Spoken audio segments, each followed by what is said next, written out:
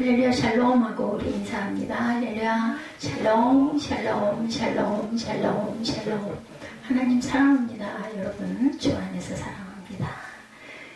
예, 제가 오늘 그 보혈 찬송을 주일날 잘 안 하는데 한 것은 여러분들 아시고 짐작하시겠지만 사순절 기간 또 며칠 전에 차를 타고 가면서 우연히 극동방송을 듣는데 극동방송에서도 사순절에 보혈 찬양 시간을 만드셔가지고 찬양을 계속해서 보내주시는 게 제가 은혜를 받아서 주일이면은 함께 모였을 때 함께 이렇게 보혈 찬양이라도 열심히 몇 곡이라도 나눠야겠다라는 마음에 감동이 와서 드렸습니다. 오늘 77절이라는 그러한 그 절기죠. 7줄을 셀지니 곡식에 났을 때는 첫날부터 7줄을 세어 내 하나님 야훼 앞에 77절을 지키되 하나님 야훼께서 내게 복을 주신 대로 늘 힘을 다하여 자원하는 예물을 드려야 합니다.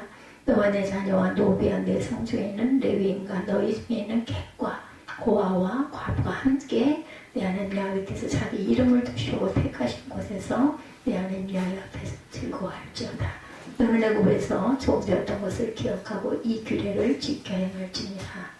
19절에서 12절 말씀 이렇게 눈으로 또 따라 읽으시면서 가장 많이 나오는 것이 내 하나님 야훼 앞에, 우리가 예배도 하나님 야훼 앞에, 기쁨도 찬양도 하나님 앞에, 기도 또한 하나님 야훼 앞에일 줄 믿습니다.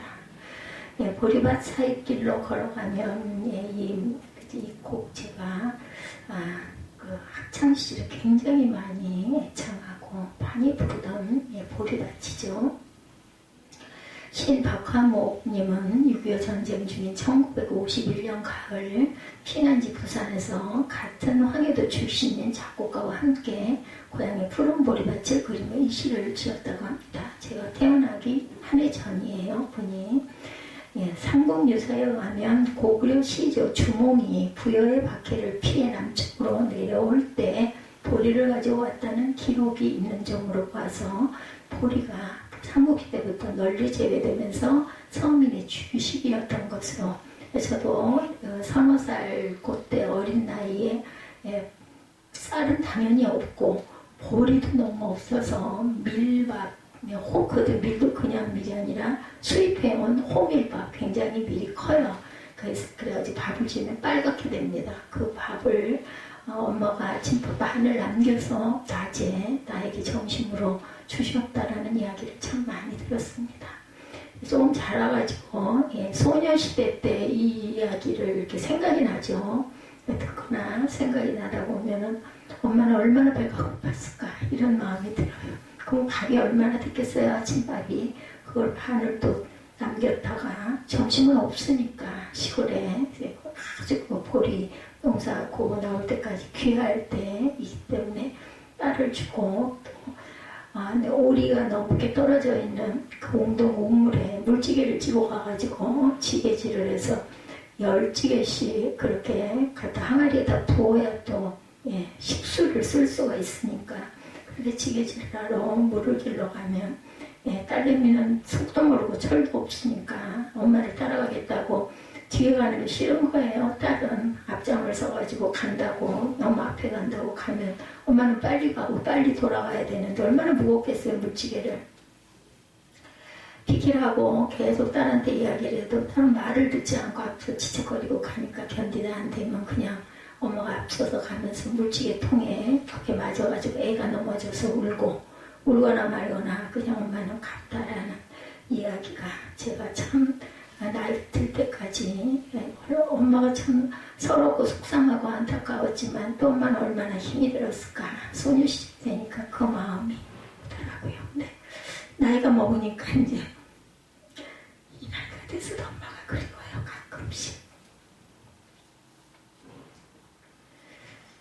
어머니가 대단해서 어머니가 아니더라고요. 보니까 그냥 엄마라는 존재가 있기 때문에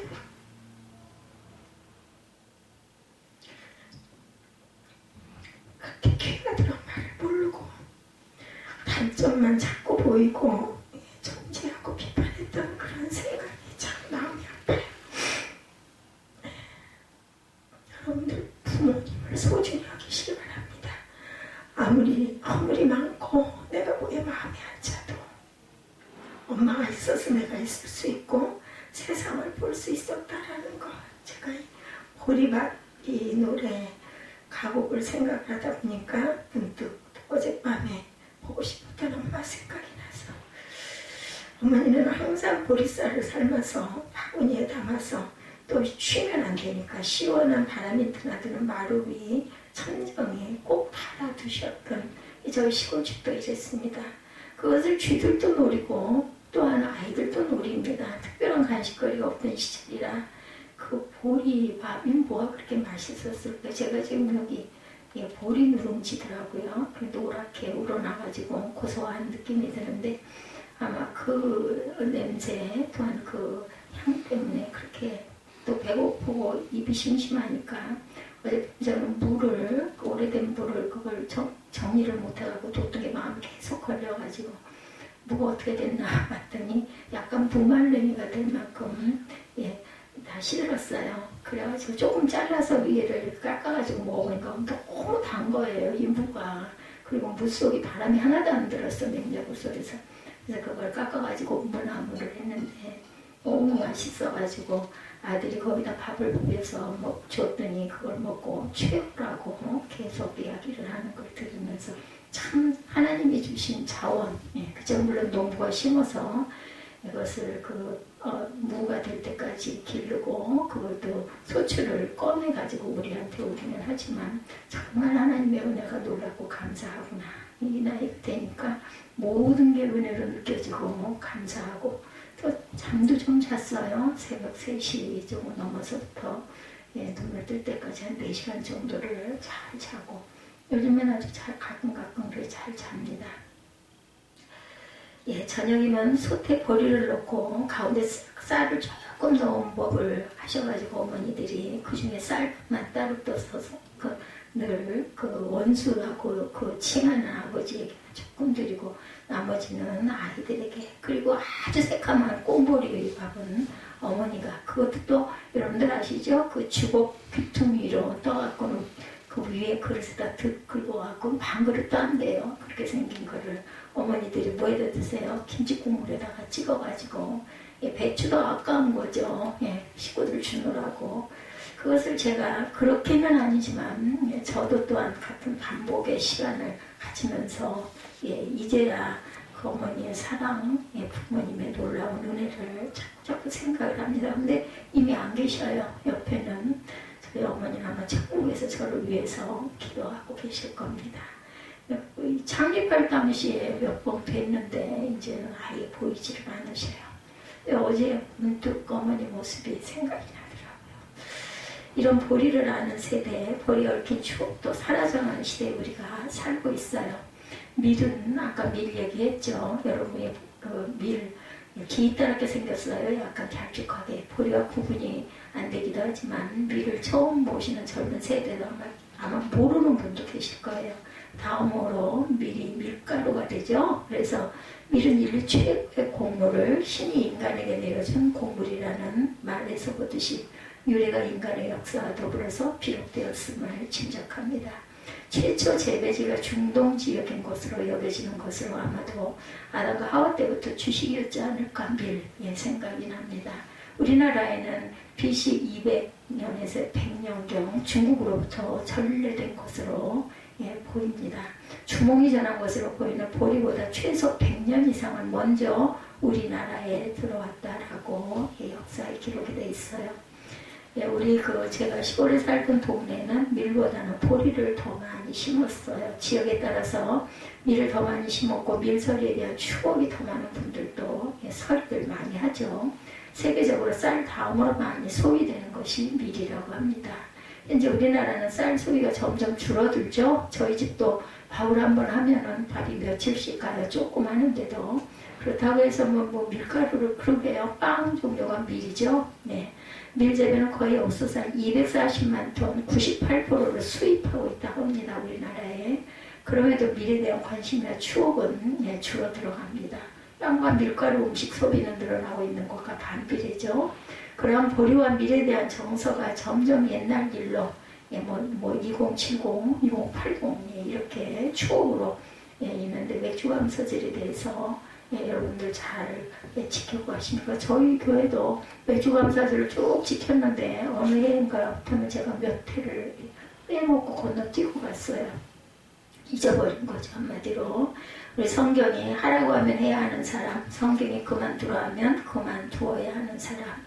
성도는 시대와 상황에 따라 사는 것이 아니라 말씀대로 살아야 할 줄로 믿습니다. 그렇다면 우리가 매주감사절을 지켜야 하는 이유, 오늘 본문은 우리의 질문에 대해서 뭐라고 대답하실까? 성령 강림주가 오다 보니까 물론 부활절은 바로 이제 문턱에 있지만 6월에 있을 대개는 5월달 저희 교회 창립 그 달에 있었는데 6월 그 첫 주더라고요. 성령 강림주가. 그러고 나면 맥주감사절 한여름에 돌아오죠. 감사의 절기 맥주감사절. 맥주감사절에는 용어보다는 맥추절이다 이렇게 많이 사용하죠. 우리가 이 맥추절은 77절, 초실절, 오순절 그리고 신약성경에 와서는 성령 강림절로 불렀습니다. 초실절은 종교적 이름이고 맥추절은 농사적인 이름을 갖고 있어요. 맥추절은 땅에 씨를 뿌리고 물을 주고 잡초를 빠지고 거름을 주어서 염은 곡식을 추수한 후에 그 첫 곡식을 하나님께 감사함으로 바치는 절기입니다. 그리고 77절은 이스라엘의 출애굽 역사와 또한 관련된 명칭이기도 하죠. 이스라엘은 출애굽해서 7주 만에 시내산에 도착합니다. 그래서 6월절 이후 7번의 일주일을 보낸 후에 지킨 절기라는 뜻이라 하고 77절이다 이렇게 명명을 했어요. 그리고 49일이 지난 다음 날, 즉 50일째 되는 날 모세가 시내산에서 하나님의 말씀을 받았기에 오순절이다. 그리고 또한 성령 강림주라고도 말하죠. 그래서 이 맥추절을 지키는 성경 말씀은 출애굽기에 나오죠. 23장 16절에 보면 맥추절을 지키라 이는 내가 수고하여 밭에 뿌린 것에 첫 열매를 거둠이니라. 여기서 맥추절을 지키라는 명령은 아주 간단해요. 거둔 첫 열매를 그것을 주신 하나님께 감사라는 의미로 맥추절이라는 절기를 지키라고 하신 것이죠. 그리고 레위가 민수기는 제사를 드리는 절차에 대해서 자세하게 소개되어 있습니다. 이런 맥추절에 관한 하나님의 가장 우선적인 명령은 하나님께 감사하라는 것이죠. 오늘 저희가 사순절 기간에 왜 사순절 말씀이 아니고 이런 뚝 떨어진 맥추절 말씀을 드리나 했더니 저도 이걸 준비하는 지가 한 달이 넘다 보니까 왜 하필이면 이 절기에 제가 보니 성령 강림주가 바로 뒤에 연결이 되어 있기 때문에 제가 이 말씀을 선택한 것 같습니다. 오늘 본문의 상황은 이스라엘이 아직 광야에 있는 상황, 그들에게 아직 땅이 없고 농사지을 논밭도 없었어요. 그리고 그들이 들어갈 가나안 땅은 애굽 땅과 달라서 연중 골고루 비가 내린 땅도 아니었고 우기에 내린 비가 고여있기보다 그대로 흡수해버려서 농사짓기에 어울리지 않는 아주 척박한 땅이죠. 따라서 하나님께서 이른 비와 늦은 비를 때에 따라 내려주지 않으시면 농사 지을 수가 없어요. 이런 땅에서 곡식을 거둔다는 것은 무슨 뜻이에요?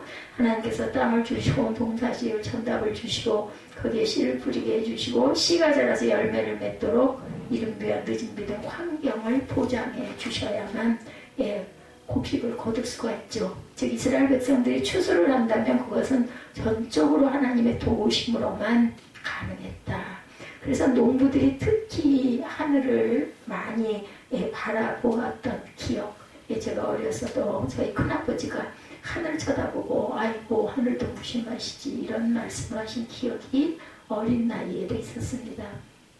자연 환경이나 인간의 노력만으로는 불가능하다는 것. 그렇다고 해서 저희 큰아버지가 하나님을 아는 분이냐면 아니에요.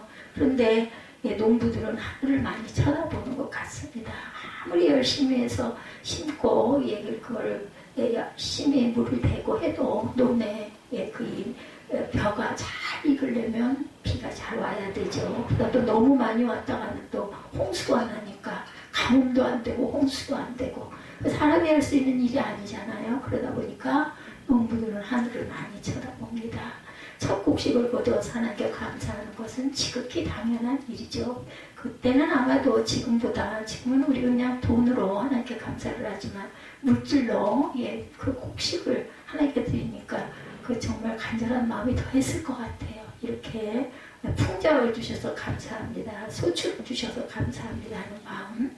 농사를 짓는 분도 별로 없고 대부분이 도시 생활을 하는 저와 여러분이지만 맥주절의 명령, 감사의 명령은 우리라고 예외될 수가 없죠. 직장에서 열심히 일할 수 있는 것, 건강 주셔야만 할 수 있는 거죠. 제가 다니는 수영장에는 아주 나이가 많으신 그 노인분이 그 수영장 안에 그 샤워실 청소를 하러 오세요. 거기 안에 있는 그 뭐라고 그러죠? 그 라카 있는 부분서부터 이렇게 닦고 그냥 허리는 꼬부라져가지고 몸도 왜소하게 생기신 분이 그렇게 열심히 청소를 하시는 걸 보면서 저분도 건강을 주셔서 할 수 있지. 나 같은 사람은 그러게 보기에는 멀쩡해 보이는데 그것도 못하지 하는 생각이 듭니다. 하나님의 주심 없이 하나님의 도우심이 없이 오늘 이 습관 여러분들 가능하십니까? 절대로 가능하지 않습니다. 우리의 호흡 하나도 내쉬는 숨 하나도 들이쉬는 숨 하나도 아버지가 그것을 허락하지 아니하시면 우리가 쉴 수 없다라는 거. 그럼 뭐 그냥 세상을 느낄 수도 볼 수도 없고 그냥 생명이 없어지는 거죠. 저는 지금도 어떻게 제가 물론 의학의 힘이지만 13시간 동안을 그렇게 자고 깰 수 있었을까 그걸 생각하면 아주 기가 막힙니다. 그래서 저는 어떤 섭섭한 상황이 와도 어떤 아픔이 있어도 감사해야만 할 존재다라는 생각을 해요. 덤으로 시간을 주셨고 덤으로 저를 살려놓으셨기 때문에 덤인 인생이 뭐 할 말이 있겠습니까? 하나님의 생명 거두어가시고 태양을 가려버리시고 하나님의 사계절의 변화를 없애버리시면 우리의 오늘 이 봄, 어김없이 봄이 왔어요. 그렇죠? 계절의 변화는 기가 막히게 음력으로 딱 보면 너무나 잘 맞아 떨어져요. 양력보다. 그래서 그 달을 중심으로 한 거죠. 음력은 우리 양력은 태양을 중심으로 한 거고 정말 기막히다. 모든 것이 주님이 주신 것이기에 감사해야 되고 따라서 범사가 감사거리고 매일이 감사의 날이 되어야 합니다. 이 감사를 위해서 제가 이 말씀을 선택을 한 것 같습니다. 사순절 기간 주님의 고통과 고난이 있는 그 기간이긴 하지만 기도해야 할 기간이긴 하지만 저는 사순절 저걸 달면서도 뭐 사순절이야 뭐 절기고 중요한 거는 그러고 나서 부활의 영광이 있지. 그렇기 때문에 우리가 새 생명을 받을 수 있지. 부활의 영광이 있기 때문에 절망하거나 낙심하지 않고 슬퍼하지 않고 그래도 경건하게 슬픈 중에도 회복에 우리의 생명에 부활의 영광이 있지. 그래서 너무 기쁜 하루하루 감사한 하루하루. 우리가 한 해에 겨우 2날 정하셔서 감사의 절기를 지키라 하셨으니 감사하죠. 우리나라 그리고 여러분의 형편이 감사할 만하십니까? 여러분들 감사거리를 찾으시기 바랍니다. 어느 목사님이 추수감사절 설교를 시작하시면서 이렇게 말씀하시더라고요. 제가 어릴 때 추수감사절을 앞둔 어느 날 성도들끼리 하는 이야기를 들었는데 살기도 힘들고 불안한데 뭔 감사주일이야. 그때 목사님의 마음에 교인들이 감사주일을 싫어하는구나 하는 생각이 들어서 마음이 아프셨다고 해요. 저도 그렇기도 합니다. 뭐 추수감사절 뭐 이런 거 어떤 때가 오면 마음에 부담들이 되겠네 이런 마음이 듭니다. 이렇게 해서 세월이 어느덧 가가지고 30-40년의 세월이 흘렀어요. 감사절만 되면 살기도 힘들고 불안한데 뭔 감사주일이야. 그분은 그 세월이 몇십 년이 흘렀는데도 그 말이 귓가에 쟁쟁하더랍니다. 감사하기는 너무나 힘든 현실 가운데 있을 때 또 우리는 일상에 좋은 일 하나도 없고 안 좋은 일들만 막 생기는데 이런 감사주일이 왔다고 하면은 반발심 같은 비슷한 그런 게 좀 불끈 일어나죠. 그죠? 아내는 악처 중에 악처고 자식들은 문제만 일으키고 골치 아픈 것들이라 불만 많은 어떤 유대인 랍비를 찾아서 상담을 했대요. 그런 악처와 사는 자신의 삶이 얼마나 고통스러운지 아내를 닮은 아이들이 얼마나 싫은지도 호소했다고 합니다. 그 이야기를 들은 랍비는 집에 양이 있습니까? 라고 묻더래요. 그러자 유대인의 집에 양이 있는 것은 당연한 일 아닙니까? 라고 대답을 했다고 그러죠. 랍비는 양 한 마리를 집 안으로 들여서 지내라 이렇게 말하더랍니다. 하루가 지나자 그 사내가 죽을 싹라고 랍비를 찾아왔어요. 왜 왔겠어요? 예, 라비님 이것은 지옥입니다. 악처에다 양까지 살 수가 없습니다. 그래서 라비는 집에 닭이 있느냐 또 묻더랍니다. 당연히 닭은 있지요 라고 대답했더니 라비가 하는 말이 그 닭을 집안으로 들여서 하루를 함께 지내보십시오 하더라죠. 그리고 하룻밤을 보낸 사내는 마치 소금에 절인 채소처럼 되어서 라비를 찾았어요. 라비님 이렇게는 절대로 못 삽니다. 악체에다 양에다 닭까지 이건 집이 아니라 닭 한 마리로 난장판을 치고 동물 축사입니다 하더랍니다. 지옥입니다. 그때 라피는 그렇다면 지금 당장 가서 양과 닭을 집 밖으로 몰아내라고 했대요. 뒷날 사내가 돌아와서 그 얼굴에 회색이 돌아가지고 싱글벙글하더랍니다. 왜 그랬을까요? 어떻게 되었느냐 물었더니 이제 너무 좋습니다 그러더라죠. 양과 닭을 몰아냈는데 살 것 같습니다 라고 대답하더랍니다. 이야기는 힘들다 어렵다 괴롭다 미워 죽겠다 나는 왜 이 모양이냐 이 말을 입에 달고 살거나 마음에 담고 살거나 아니면 몇 번이라도 표현을 해본 적이 있는 사람들에게 주시는 말씀이에요. 무슨 뜻인지 아시겠죠? 무엇이든지 그 사람의 마음 먹기에 달렸다라는 거죠. 그 악처 때문에 죽겠다고 했는데 거기다가 소와 닭을 같이 들여놨더니 정말 죽을 맛이었다라는 거죠. 그러니 다 몰아내고 나니까 아내만 남으니까 너무나 살기가 좋다. 생각하기에 달렸다. 건강할 때는 감사하지 않습니다. 그런데 병들고 나는데 너무 늦은 거죠. 늦기 전에 빨리빨리 여러분들 건강을 챙기시기 바랍니다. 저처럼 되시면 절대 안 됩니다. 사고 없이 차를 잘 타고 다닐 때는 감사합니다. 그런데 사고를 당하고 난 다음에 하나님께서 지켜주셨다 이렇게 얘기하더라는 거죠. 순전한 마음의 문제. 그냥 무심히 차를 타고 다니는데 당연한 거잖아요. 차 끌고 다니는 거. 근데 사고 나고 나니까 하나님이 나를 지켜주셔서 내가 이 정도입니다. 제가 아까 주차장 얘기했죠. 너무 기쁜 거예요. 그렇게 주차를 하고 나니까 내 힘으로는 안 될 때 정말 어떻게 할 수가 없는 거 들어가기는 해야 되겠고 시간은 늦었고 그랬는데 주차를 할 수 있게 해주신 하나님 지혜를 주시죠. 대다수의 사람들이 정말 어려운 상황입니다. 지금 뭐 말할 수도 없죠. 그 사람들의 이야기를 들어보면 지난날에도 어려웠다고 그러죠. 예전에도 어려웠고 지금도 여전히 어렵습니다. 근데 어떻습니까 여러분들? 예전이 너무나 그립지 않습니까? 저는 굉장히 그립습니다. 여러분 정말 하나님을 믿으십니까? 하나님을 믿는다는 것은 하나님께서 모든 것을 주관하신다. 나의 삶을 구체적으로 간섭하신다. 나의 안고 일어섬을 아시고 나의 부족과 가난함을 아시고 직장의 문제, 자녀의 문제, 부부의 문제 이 모든 것을 하나님께서 책임지고 다스릴 것이라는 것을 믿는다라는 뜻입니다. 제가 지난주에도 믿음에 대해서 말씀드린 것 같아요. 믿는 마음이 있으면 염려나 근심이나 걱정이 없어야 돼요. 근데 그럼에도 불구하고 염려와 근심, 걱정이 되는 것은 그 믿음이 100% 믿음이 아니기 때문에 프로테지에 따라서 반만 믿으면 반 이상이 마음이 불안하고 그저 반도 못 믿으면 막 흔들리고 흔들흔들하죠. 아니고 80% 정도를 믿으면 약간 그래도 하나님이 알아서 하시겠지 이런 마음이 드는 거죠. 하나님을 믿는다면 어떤 환경에서든지 감사할 수 있어야 되는 것 그것이 믿음입니다. 좋을 때야 누구나 다 감사하죠. 근데 좋지 않을 때 앞에 어두울 때 지금 러시아의 전쟁이 일어나고 있다고 그러죠. 우리는 체감하지는 못하는데 다만 기름값이 많이 올라서 기름을 넣으면서 보니까는 엄청 올랐더라고요. 이런 것 정도밖에는 우리는 생각을 못해요. 남아프리카 공화국 하면 제일 먼저 떠오르는 사람이 넬슨 만델라 전 남아프리카 공화국 대통령이죠. 그는 세계인의 존경을 받았고 남아프리카 국민들뿐 아니라 전 아프리카인들과 전 세계 흑인들의 존경을 받았습니다. 그런데 이 만델라 대통령은 세계 대통령 중에서 감옥에 가장 오래 있었던 사람이죠.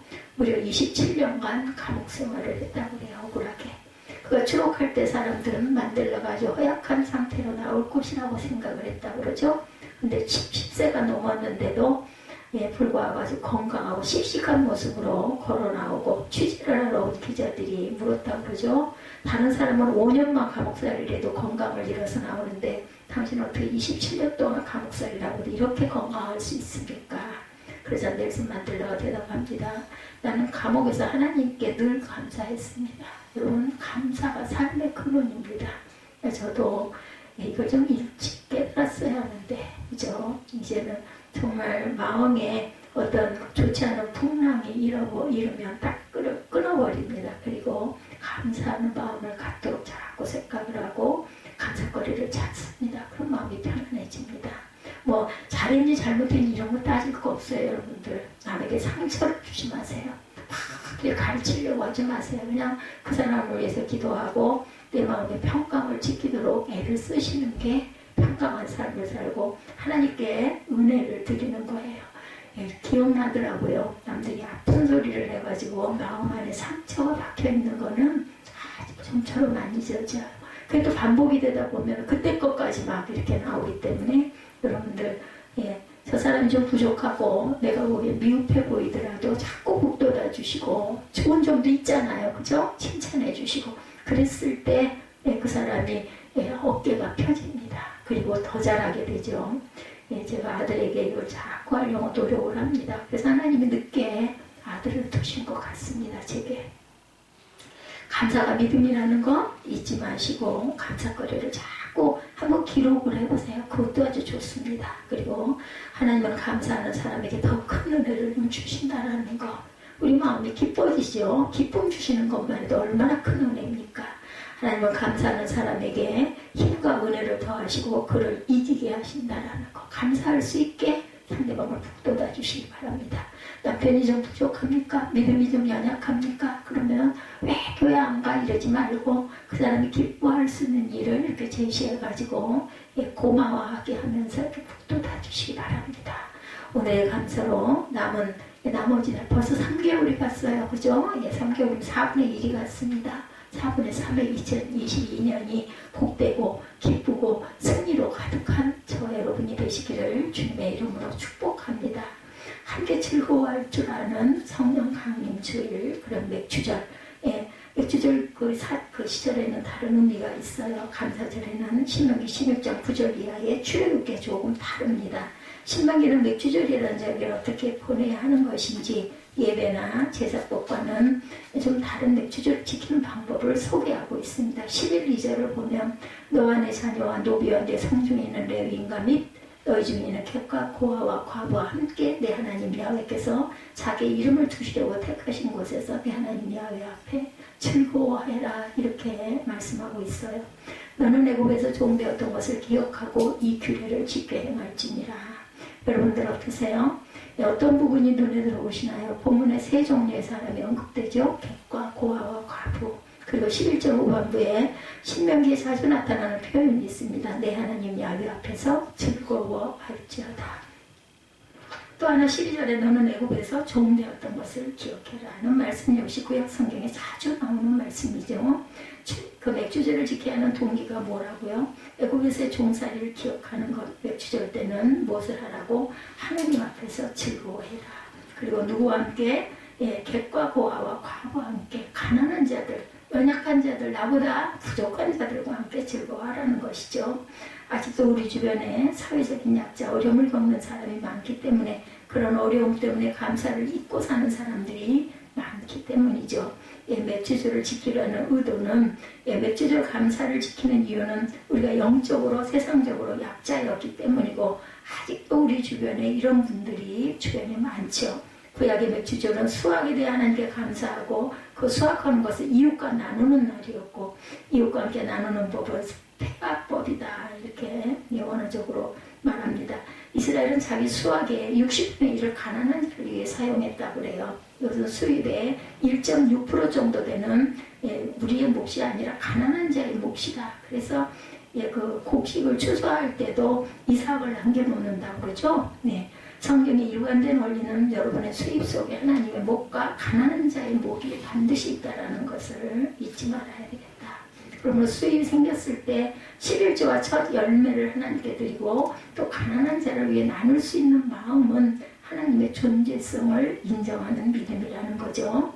우리 하나님은 그런 자에게 계속해서 먹을 것을 책임지겠다고 약속을 하십니다. 우리가 먹는 그 양식, 우리가 사는 삶의 모든 것들을 하나님께서 책임져 주시겠다고 합니다. 사도행전 12장 후반부와 13장에 많은 은혜를 받았습니다. 저도 예루살렘에서 도피해온 사람들과 그 지역에 가난한 이웃민으로 구성된 그 구성이 된 안디옥 교회가 밖으로는 밖에 안으로는 경제적인 궁핍으로 힘든 예루살렘 교회를 위해서 그 헌금하는 모금하는 모습이 나오죠. 자기들도 하루하루 살아가는 것이 굉장히 힘든데, 근데 여러분들 아십니까?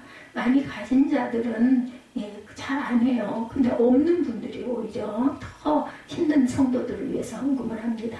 그래서 내부 외환으로 시달리는 사람들을 감사하게 만든 것은 아주 놀라운 믿음이고 은혜죠.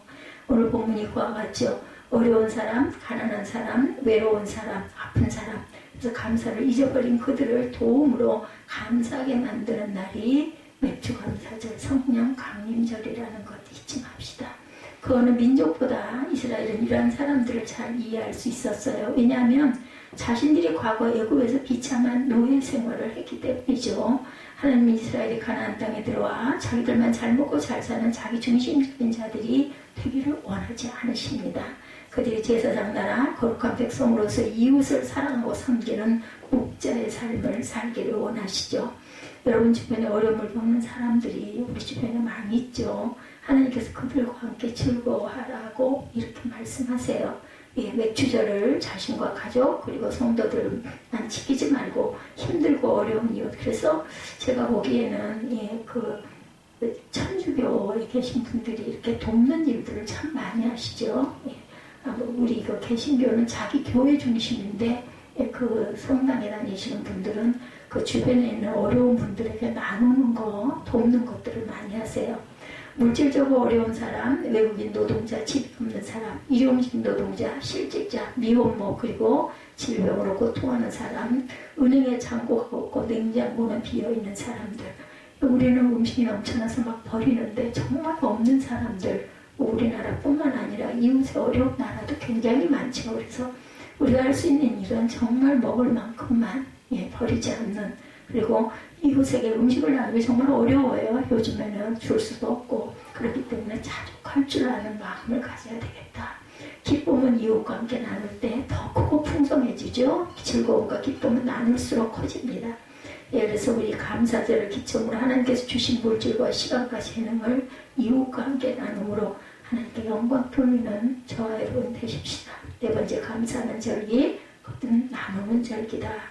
우리나라의 맥주감사절 언제부터 누가 7월 첫 주로 정했는지 알 길은 없는데 아주 현명한 결정은 우리나라 농사를 볼 때 보리와 밀 등 한 해 첫 곡식을 거둘 때라고 그러죠. 초실절이라는 명칭과 맞아떨어지기 때문이다.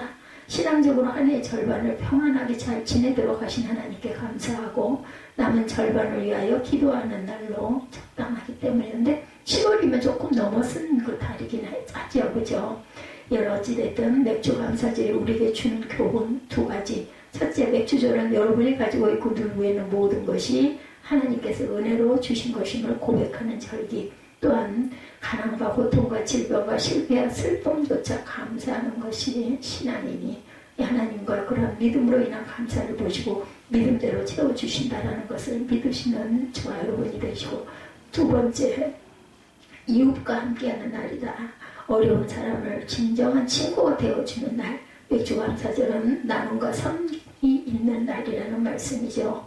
우리가 부활절이 곧 돌아옵니다. 그 부활의 영광도 주변에 잘 모르고 아니고 소외된 이런 분들에게 항상 함께 마음이라도 따뜻한 말이라도 인사라도 나눌 줄 아는 저와 여러분들, 감사를 나눔으로 감사를 잊은 자들로 감사하게 만드는 날이 그런 감사절기라는 것 잊지 마십시다. 그리고 감사할 수 없는 사람들로 감사하게 만드시고, 이것이 맥주감사절에 여러분에게 주시는 하나님의 명령이라는 것을 기억하고 가시는 저와 여러분이 되시기를 주님의 이름으로 축복합니다.